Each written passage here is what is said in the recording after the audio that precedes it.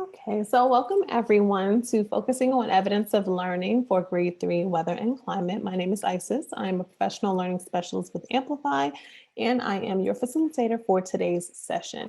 Hopefully everyone got a chance to sign in. If you didn't, please check the chat and go ahead and sign in so that you can get credit for being here today. And also make sure your first and last name is displayed on your screen so that we know exactly who's in the room today. We will have the actual session from 3 to 4 today, and from 4 to 4:30, you have the opportunity to attend an optional Q&A. Our norms for today's session: please keep your camera on if you are able to. Take some time to orient yourself to the platform if you're not familiar. Please remain on mute if you are not sharing or asking a question, just to reduce the background noise. Feel free to use the chat to pose or respond to a question. Make sure you have a note catcher present in case you want to jot down any key takeaways from today. And of course, be an active participant. The more you interact, the better it is for both you and me. We will begin by framing the day. We'll start off with the approach to 3D within your unit. We'll then move into New York City Program Guide Assessment Support. We will dive into what we're looking for and then reflect and close out on today's session. Our goals for today are for you to take a deep dive into the evidence of learning and three-dimensionality of the unit by exploring key assessment activities which clarify connections between 3D learning, multiple modalities, and the evidence of student progress, as well as for you to examine and plan for specific student assessment opportunities and articulate why these assessments demonstrate students' ability to figure out the phenomena within the unit and convey complex explanations. Before we move on into our first activity, let's take a moment, and I'd love if everyone could just introduce themselves so we have an idea of who's in the room today. So again, I'll start first. Again, my name is Isis, and I'm a professional learning specialist with Amplify.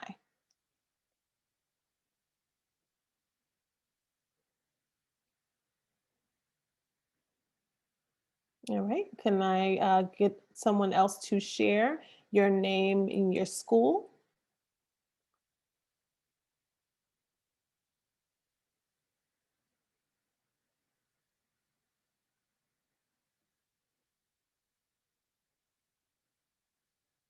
All right, it seems like we're a little shy today. That's okay. When you get a chance, feel free to drop your introduction into the chat. We're going to go ahead and move forward. What I want you guys to think about now, provide an example of something you consider to be evidence of learning. So thinking about when you're in the classroom, when you're instructing your students, what is something they could do or provide that you would think is evidence of learning? Okay, take a moment to reflect and then go ahead and drop that information in the chat and I will share out.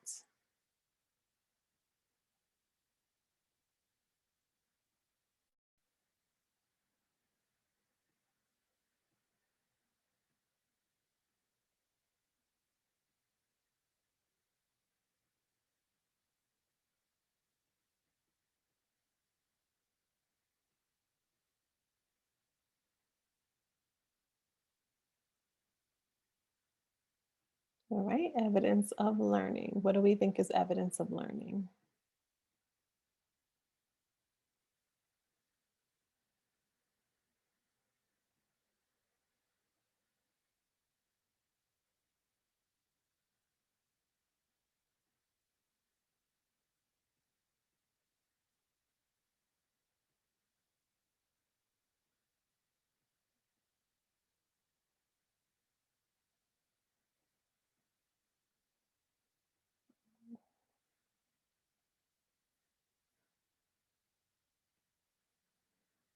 Okay, portfolios. I see a couple of answers coming in. Projects.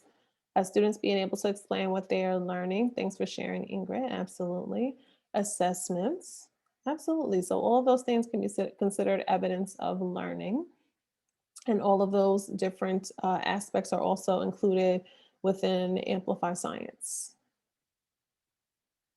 Okay, so now we'll move on to approaching the 3 dimensions of your unit. First, we're going to revisit the Amplify Science approach. Now, this is the portion where earlier I said you guys may want to have a note catcher present in order to jot down information. feel free to do that, but just keep in mind that you will also receive a version of this presentation as well. All right. With the Amplify Science approach, we always begin with a grade and age level appropriate phenomena students are investigating, and it is a real world phenomena.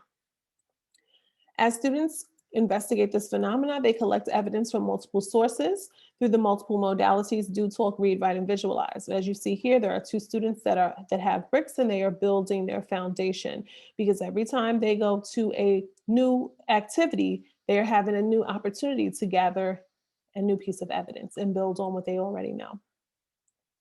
As students move from activity to activity and lesson to lesson, they build increasingly complex explanations, and that is a continuous process as indicated here by the orange arrows. Then at the end of the unit, students now have such a deep causal understanding, they're able to apply the knowledge that they have learned throughout the unit to solve a different problem. It could be a different scientific problem, it could be a problem in another content area, or even a real world problem.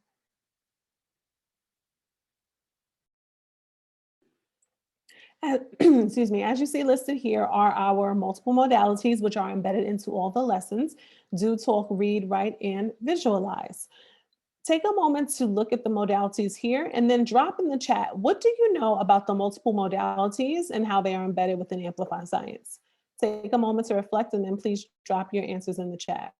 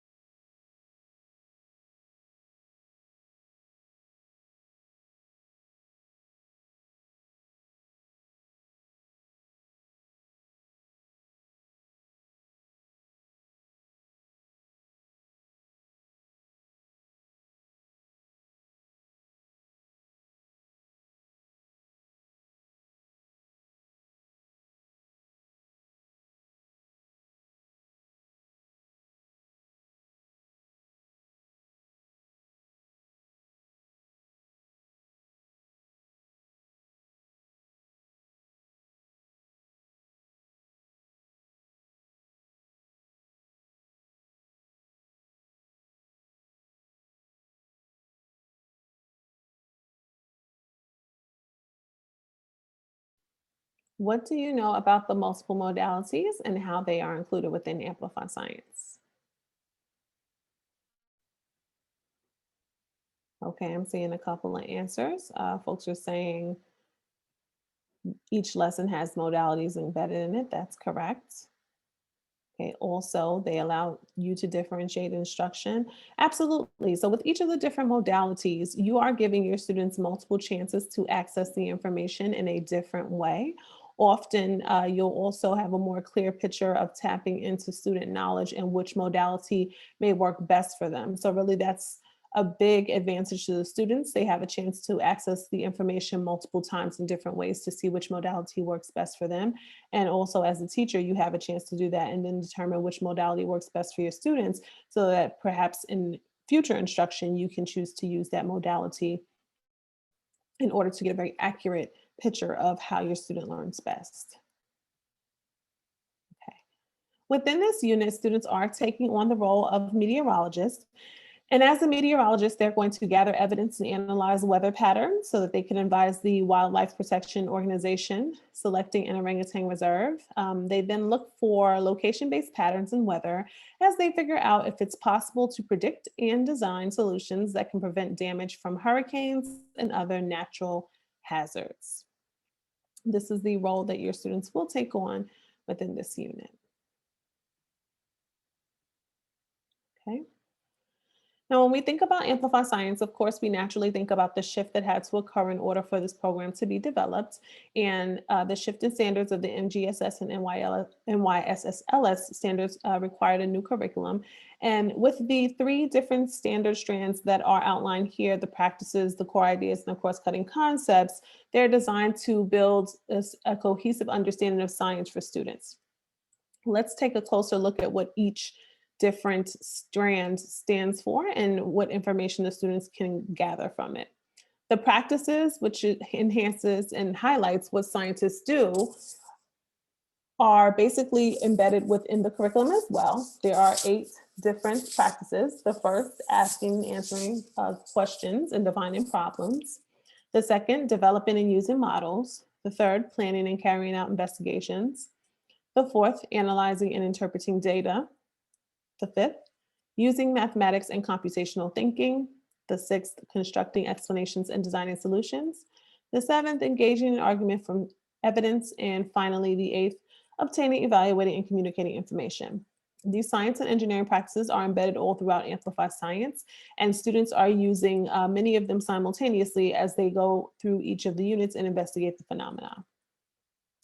The disciplinary core ideas highlights what scientists want to know, and the cross-cutting concepts highlight how scientists make sense of, organize, and connect the cross-cutting concepts, which can be a number of different concepts such as patterns, cause and effect, scale, proportion, and quantity, systems and system models, energy and matter, structure and function, and stability and change. Okay, and each one of these are outlined very clearly in each lesson so that you know as you go from lesson to lesson which one of these standards you're touching upon. Now we're going to take a closer look at the 3D assessment objectives overview. So first we're going to log into Amplify, learning.amplify.com.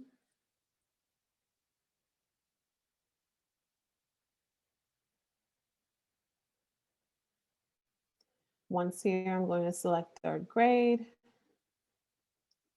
weather and climate.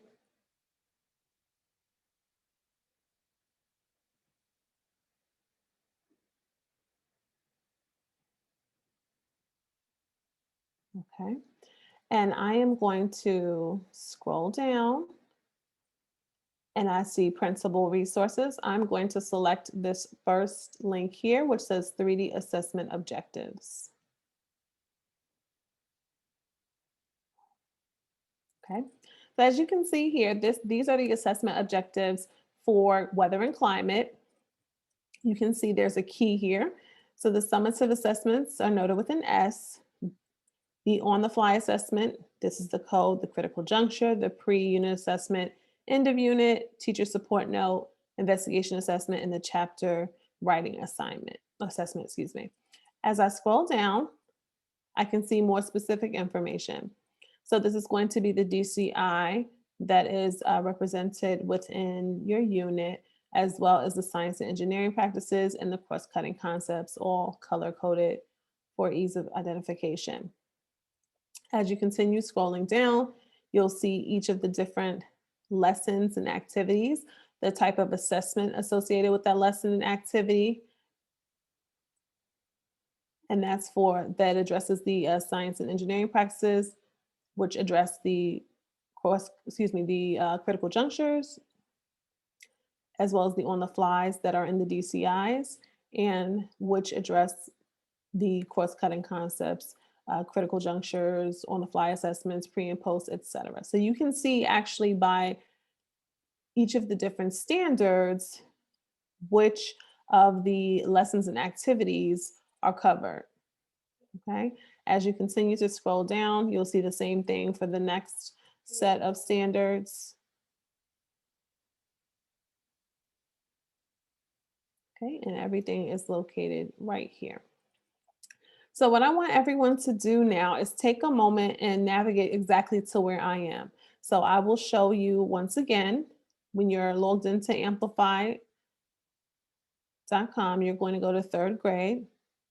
You're going to scroll down to weather and climate. Once you've done that, you can select jump down to unit guide or you can scroll. And under principal resources, it's going to be the first link there. You want to click on that so that you can take a look at all of the information that is presented here for you. Okay, so I want everyone to do that now. And then once you are there and you can scroll and look at the information, drop a done in the chat for me so I know that you are there, and I can give you guys about 2 or 3 minutes to look through that information, because then we're going to come back together and discuss why you think having that information in front of you would be valuable for your instruction and planning of assessments.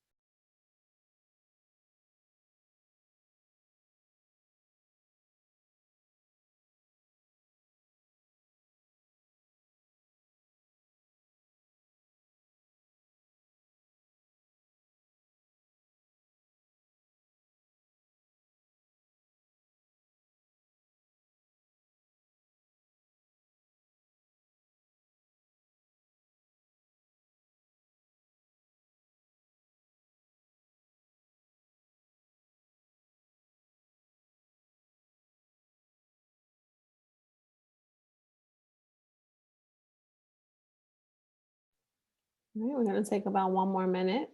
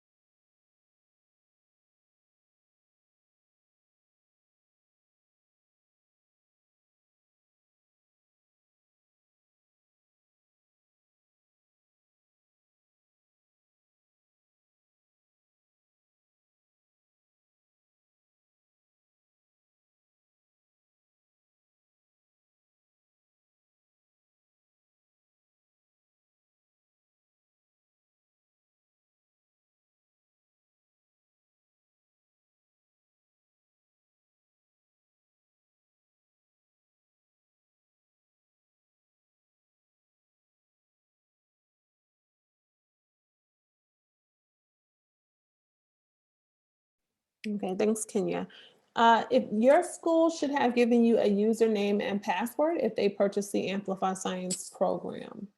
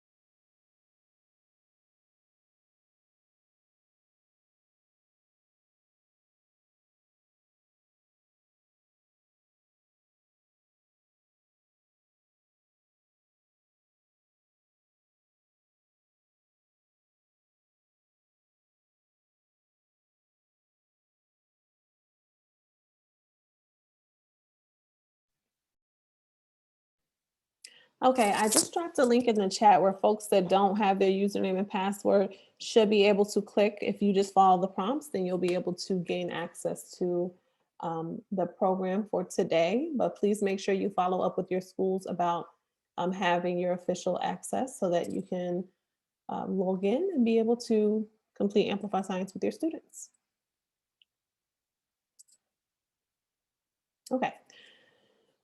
So what I'm going to do now, just again to remind you of the task that I want you guys to complete, please go ahead once you're in and go to third grade, and you're going to select weather and climate. And once you've done that, you can click jump down to unit guide, and you want to open this document here so that you can see the information that's available, and then reflect on how you think you could use that information in planning instruction and even in thinking about planning out upcoming assessments.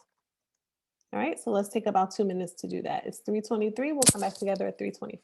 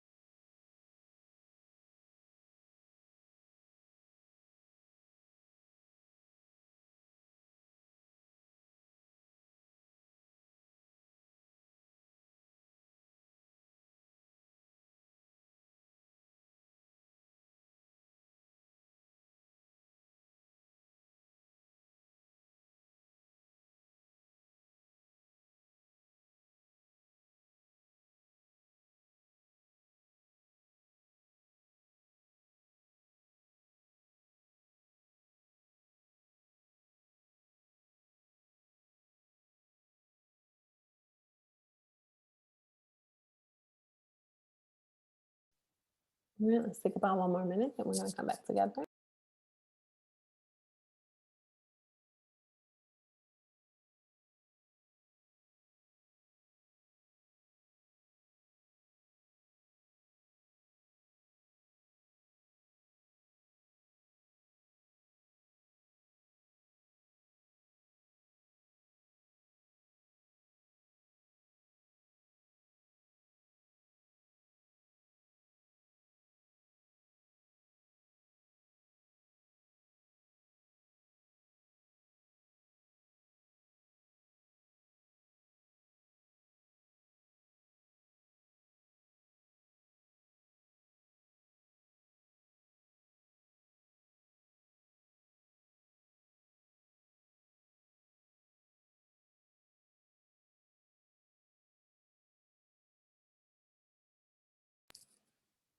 Okay, so if I could just have a couple of folks share out what information were you able to gather from this document, thinking about how you can use that information as you are planning out your lessons, but more importantly, as you're going through and planning out your assessments as well.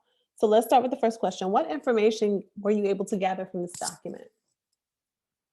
You can either come off of mute and share, or you can drop your information into the chat.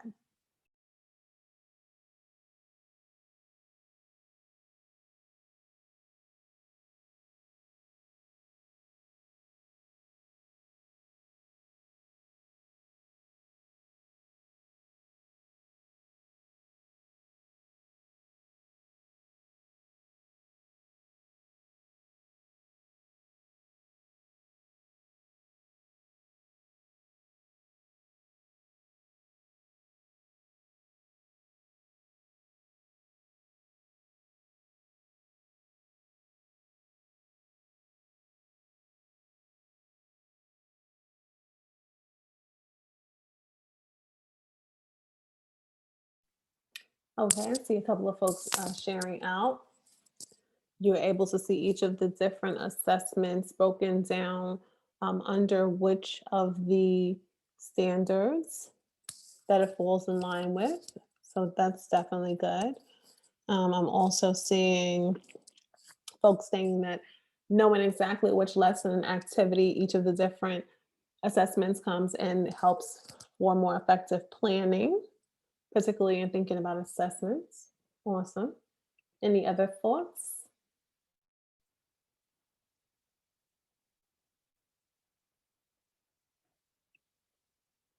Okay, so by having this document handy, hopefully you're able to pull out the science, engineering practices, the disciplinary core ideas, and the course cutting concepts, and also able to get a very clear picture of the assessment system and how it really does play into each of the different standards that you see here, but also looking across the different units and the different grade levels, having a chance to see how each of the different standards and the assessments connect.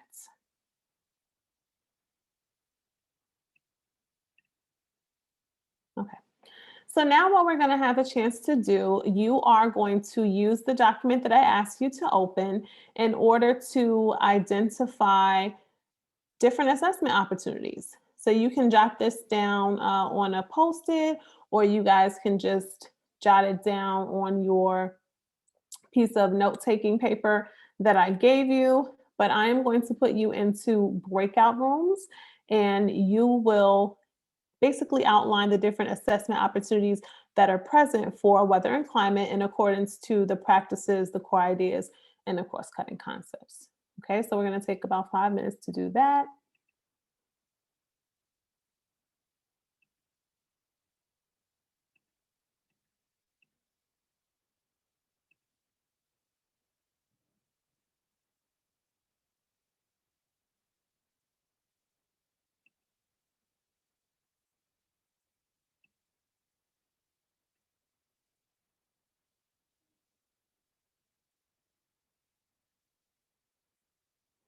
So if you have not yet, please go ahead and join your breakout room.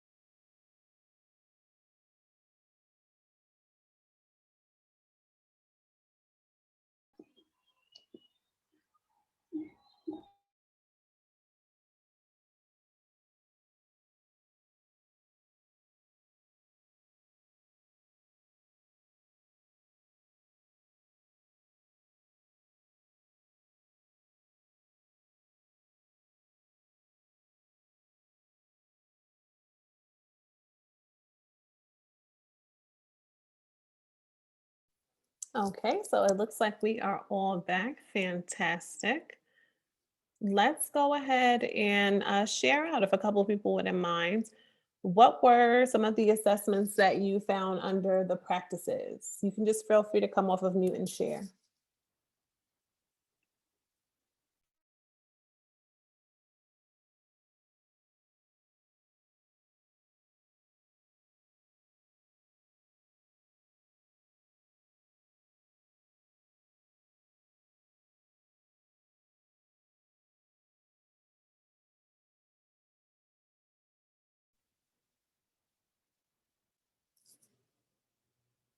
Okay, so let's go through and I'll model this one, and then hopefully I can get someone to share for disciplinary core ideas and cross-cutting concepts. So once you're in the document, as we reviewed earlier, if we're looking at the first standard here, ESS2-1, representing data in tables and graphical displays to describe typical weather conditions expected during the particular season. I can see under science and engineering practices, analyzing and interpreting data. There are quite a few different assessments for weather and climate. The first on the fly assessment, which is located in lesson 1.2 activity 3. The second on the fly assessment, lesson 1.4 activity 2. There's also a critical juncture, lesson 1.5 activity 3, and the list goes on and on. Okay, so now can I have someone share what DCI assessment opportunities did you see located in weather and climate? Hi. I don't know, help me out if I am incorrect, but I see a pre-assessment, right? Lesson 1.1, activity 2, Yes. right? And then CJ, lesson 1.5, activity 3. Hmm. Should I continue? Yeah, you can keep going. Okay, another CG2, lesson 2.4. Hmm. Now, I do notice that there's no post assessment for this one. Hmm. So that's because basically where these lessons are taking place. Oh, actually, it is here. Right here, you see EOU, end of unit. So that's the end Oh, of okay. unit assessment, right? EOU is end of unit. Okay, gotcha. Yes. Mm-hmm. Yep. Thank you, Ingrid, for sharing. For under cross-cutting concepts, what assessments do we see for weather and climate?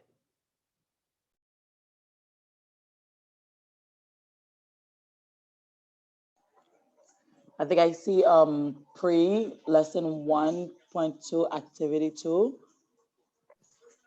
Yes.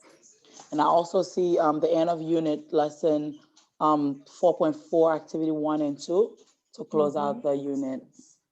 Thank you. Yeah. So as you can see, some of these even cross over, and that's because it's going to have disciplinary core ideas as well as cross-cutting concepts embedded into this one assessment. So you may see more than one often at times within the same assessment. So thank you guys for sharing. Okay. So if you do have any questions, feel free to drop it in the chat, but I'm going to go ahead and move along. Now we've come to the portion of the day where I'm going to show you one of the other resources that we have available in order to support assessment, and that is our New York City program guide. And the way you access this program guide is to log into learning.amplify.com. You're going to select the upper left-hand corner global navigation and then scroll down. So I'm going to model that for you guys right now. But again, I just want to reiterate, this is why I said it's really important that you have your login information, because any and everything that you need to access for Amplify. Oh, thank you, Ingrid. Any and everything that you need to access for Amplify, you're going to have to do through your account. So if you don't have your account, it's going to make it really hard for you to be able to access everything that you need. Okay, so just a heads up, you want to definitely follow up on that information. Alrighty, so once we're logged into learning.amplify.com, if you click the upper left-hand corner, and you scroll all the way to the bottom, you will see a light bulb that says Science Program Guide. You're going to click on that light bulb. Okay, so again, global navigation, scroll all the way to the bottom. You'll see the light bulb titled Science Program Hub. Go ahead and click on it. And once you've done that, you'll see a wealth of information here. What we're going to focus on for today is assessments. So right here towards the bottom, you'll see assessments.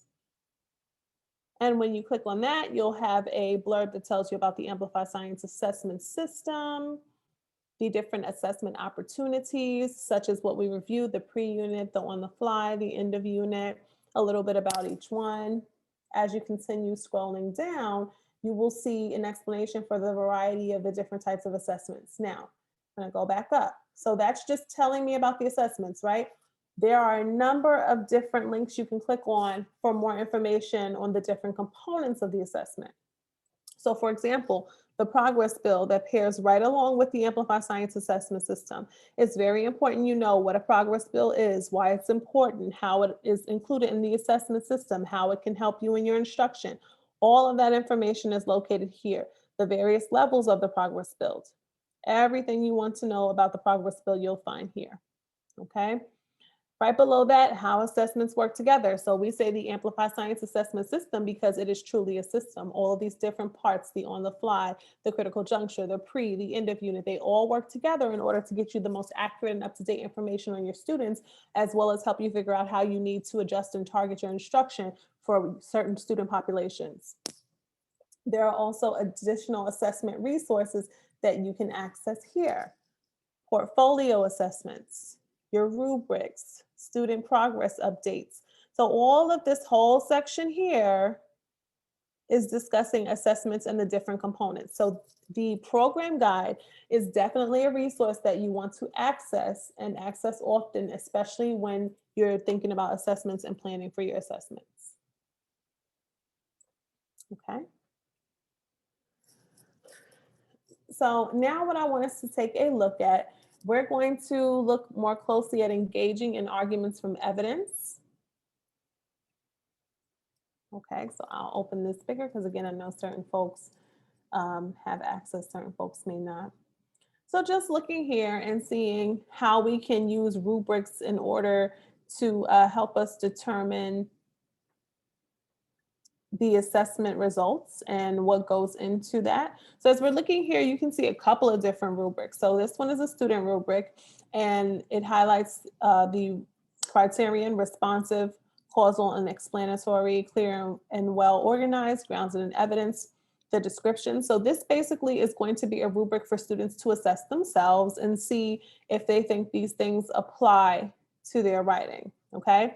The one right below is going to be a teacher rubric, which has basically the same criterion, but again, you're evaluating the student for this criterion. So there are 3 different levels. The first, no evidence of this criterion, limited evidence, clear evidence. So you can think about like if you're doing it with a traditional rubric, the 1, 2, and 3, this would be, you know, a 0, 1, a 2, 3, okay?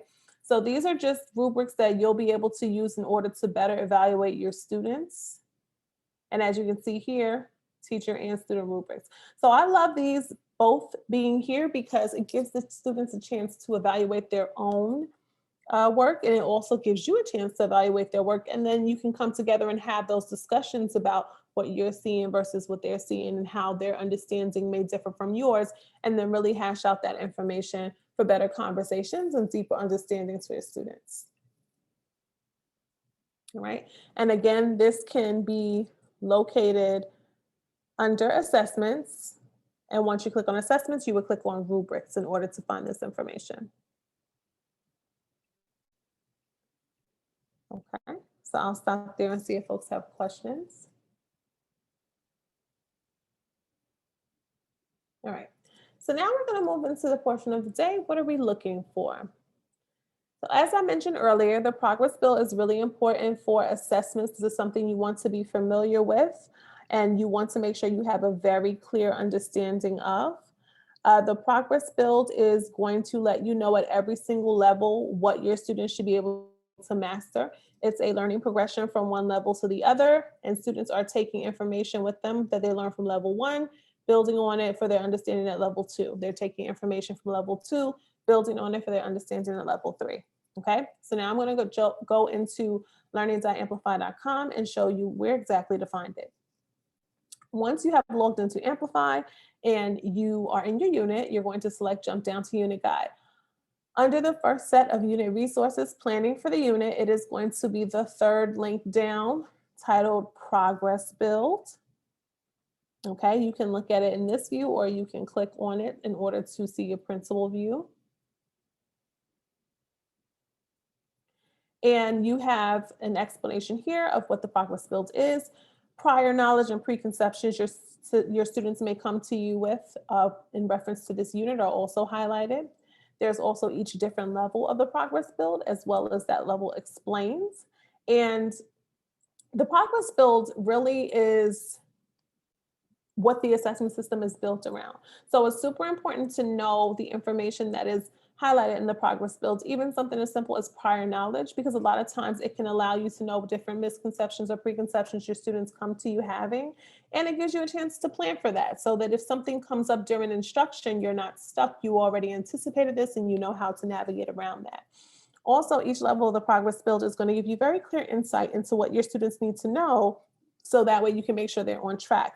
In addition, you'll also have the assessments that are embedded within the curriculum and are going to give you very clear ideas as to where your students are before moving from one level of the progress build to the next. It is organized sequentially, so that's why we do recommend you teaching everything in order, because it is a learning progression. And so students are moving from level 1 to level 2 to level 3 and taking the information and understanding from the previous level with them to build on for the next level. So again, if things are moved around or it's not taught in its entirety, you leave room for learning gaps. And of course, no one wants that.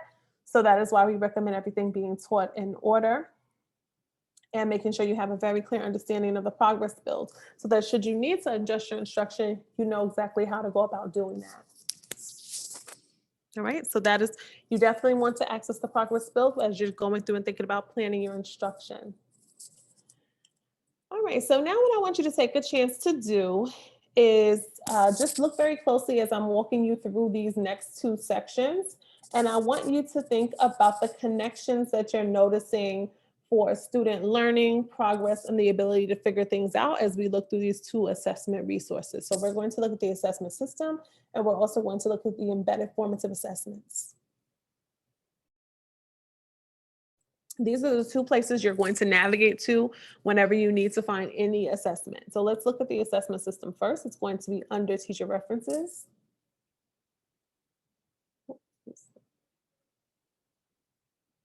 All right. And again, I'll open that into a larger view. Again, set up the same way as the progress build was. You have the information about the assessment system, how it is credible, actionable, and timely. Also the different components, so the assessment guides, the rubrics, possible student responses, look fors and now what's, assess understanding and tailoring instruction. You get to see the opportunity, where it's located, the type of assessment, the guidance, so like your assessment guides or your rubrics, as well as the standards it connects to. So this is like another way for us to look at the different standards that are embedded within the assessment, like how we were looking at a little bit earlier. And everything is outlined here for you very clearly. And as you can see, the modalities are also listed here. So student discussion, student reading and discussion, okay, everything is outlined. Now, so this is where you're going to go to see a very high level of all of the assessments within the unit. If we go right below to the other resource, embedded formative assessments,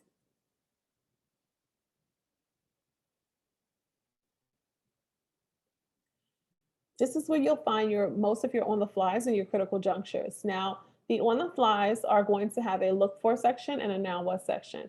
The look for is going to tell you exactly that. What should you be looking for when you are administering this assessment in order to determine if students have a clear understanding? And the now what is going to give you different supports to put in place should you not see those different skills in your look for section. Okay, so that's one of the reasons why I really like the on-the-fly assessments, because it provides you with very clear information of what you should look for and expect to see if your students have a clear understanding of the phenomena they're investigating, as well as interventions to put in place via the now what if you don't see those things. And it's outlined that way for all of the on-the-fly assessments. For the critical junctures, it's called assess understanding and tailoring instruction, but essentially it's look for and now what. Okay. So what are we looking for and how do we find it? What I want you to take a moment to do now is to look through the assessment, let's look at the first assessment, which is going to be, let's look at the first one on the fly. Lesson 1.2, activity 3. And again, how do we get there? Once you're logged in, you're under weather and climate, jump down to unit guide. Under teacher references, you're going to click on embedded formative assessment. And then once you do that, you'll see lesson 1.2, activity 3 is the first assessment. But what I want you to do is I want you to look at lesson 1.3, lesson 1.2, activity 3, and I want you to pull out information. Now I'm going to drop this in the chat.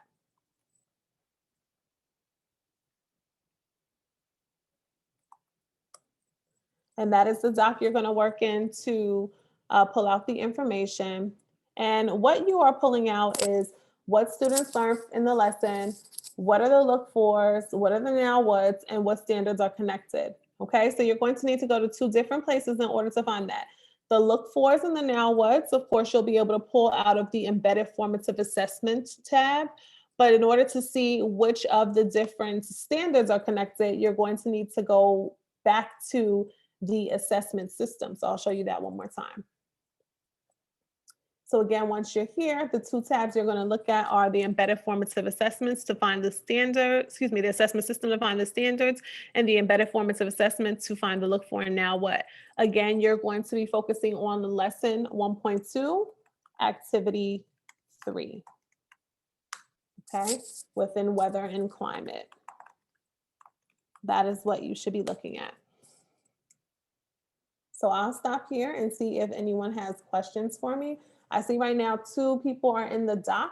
Please go ahead and log into the document before I put you in breakout rooms, because in about a minute, I'm going to put you in breakout rooms to give you a chance to work on this. And we'll take about 5 minutes and then come back together and discuss it.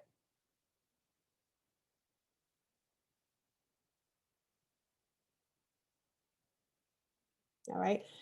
Each group should be working on a different slide. There are several slides. Okay, so if you see that someone is on that slide and it's not in your group, jump to another slide so that you can work on that. And I'm going to go ahead and put you guys in breakout rooms now.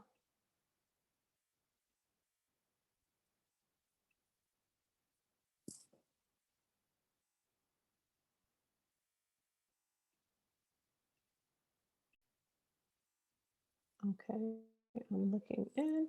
Ingrid or Kenya, would you guys mind sharing what your group was able to find, since it looks like your slide is complete? Hey, okay, so yes, so for the first box, we were working with lesson point 1 to activity 3. So what students learn in the lesson, we said that students learn to compare data, they look for patterns, they use different tools like measuring cups, tablespoons, etc., to compare the data. What to look for, like the summary, students should be engaged actively during the experiment portion, students record data based on observations, and students must have knowledge of measurements, how to do measurements. So mathematic background, right? I was just looking at the new generation standards, but I wasn't able to complete that. But we did get to do a little bit of the slide number 4. And for the first box, how will you adjust this assessment opportunity to help your students make their thinking visible? I was thinking that maybe students can make some charts showing their data. So linking this lesson again with mathematics, maybe the students can make some graphs and then display the data of what they observed during the experiment. And the students can share with other students the patterns that they noticed during the experiment. Awesome, thank you. And then any of the interventions that you may need if students are not displaying the look fors, the now what is here, and then to find the NGSS standards that this pairs with, you would simply go to your assessment system tab and look at lesson 1.2, which is here. Nice. Thank you. All righty. So thinking about differentiation, because after we get the assessment results, you will need to differentiate for your students. So let's just think for a moment, when considering remote and hybrid learning and fluctuating instructional situations, what should be the major considerations when implementing and utilizing the Amplify Science assessment system? So what do you think you should take into consideration when you're implementing and utilizing the Amplify Science assessment system? What's priority in a remote and hybrid learning situation? You can feel free to come off of mute and share, or you can drop your thoughts in the chat. I will say the effectiveness and retention of the students from the activities, and especially how they're able to manipulate all that you're giving them. Absolutely, especially in a remote and hybrid setting where it can be a bit more challenging. Totally, effectiveness is key. Also, like accuracy of assessment, making sure like this is what the student is actually completing, is actually his or her knowledge that they are displaying. Okay, thinking about also student needs, right? So do they have, if you want to administer this assessment virtually, do they have access to a computer? All right, so all of those things you want to take into consideration when differentiating for your students. I know some schools are using Flipgrids to allow students who are unable to type to record their responses, which would be a great way for students with special needs who are unable to type, or even I would say to even use graph. So because they're unable to use that, it'll be easier for them to voice their opinion as long as everybody can able to understand what they're trying to say. Yeah, absolutely. All right, so now we're going to reflect and close out. So a couple of questions to quiz you guys and see what you have returned from today's session. Where do you locate the new 3D assessment objective overview? Is it A, at the unit level materials and prep, B, unit level 3D statements, C, unit level principal resources, or D, unit level assessment systems? Drop your thoughts into the chat.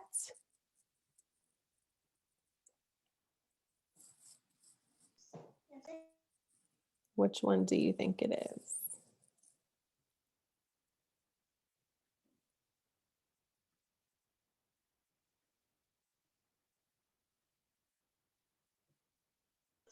Can you please repeat them again? Yes, give me 1 second. I'm going to display this. So where do you locate the new 3D assessment objective overview? A, B, C, or D?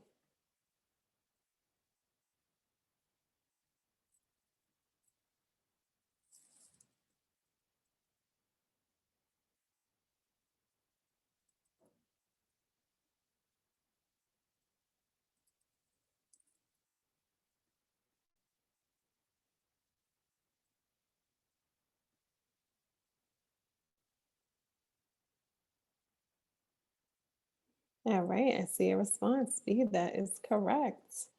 Next question. Where are differentiation notes for Unit 4 lessons? Is it under the unit level materials and prep, unit level science background, digital teacher's guide, or teacher overview? Where can you find differentiation notes for Unit 4?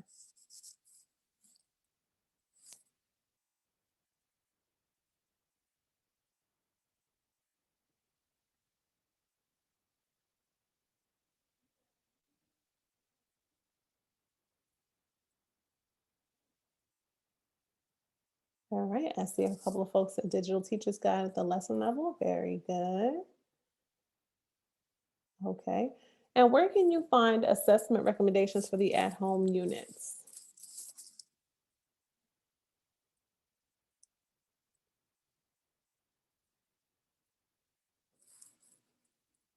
Yeah, D, teacher overview. Awesome.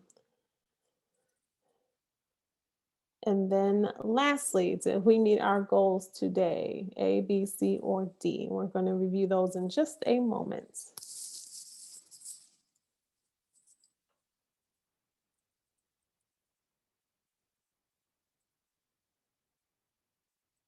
All right.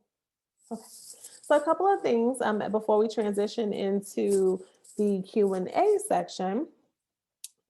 If you feel like you need more assistance from Amplify, please feel free to call, email, or chat from 7 a.m. to 7 p.m. Eastern Standard Time. They are there waiting for any questions, comments, or concerns you may have. All right, I want to thank you all for joining today's session. We are going to now transition into the Q&A portion.